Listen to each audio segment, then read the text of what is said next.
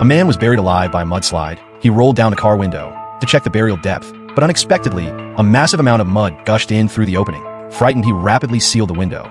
Before he could fully recover, he heard the sound of the sunroof shattering. He urgently retrieved some adhesive tape and tried to prevent the glass from breaking further. However, the thin tape could not withstand the weight of the soil above. Just as he was about to be completely engulfed, the man suddenly noticed a steering wheel lock tucked under the seat. He wedged the steering wheel lock firmly against the sunroof, and the situation was finally stabilized. He could finally ease his tension a little, but it was precisely this moment of relief that led to his most foolish mistake. Feeling parched, he grabbed a bottle of mineral water and drank it all.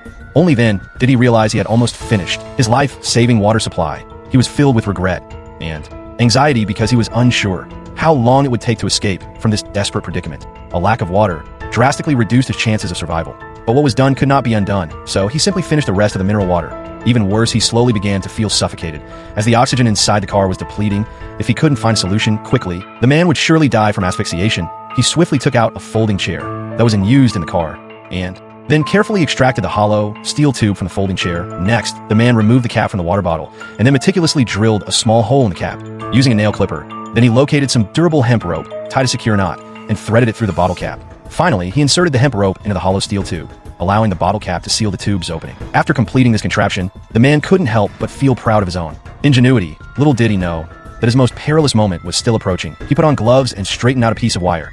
Then he used the wire to pierce a small opening in the sunroof. Immediately after, he gripped the steel tube firmly and forcefully pushed the steel tube upwards through the tiny hole, but the surrounding soil was extremely dense, and the depth of the earth far surpassed his expectations. The entire 8-meter-long steel tube failed to reach the surface. The man started to panic. He hurriedly disassembled the second steel tube, inserted the rope using the identical method, and then connected it to the first steel tube.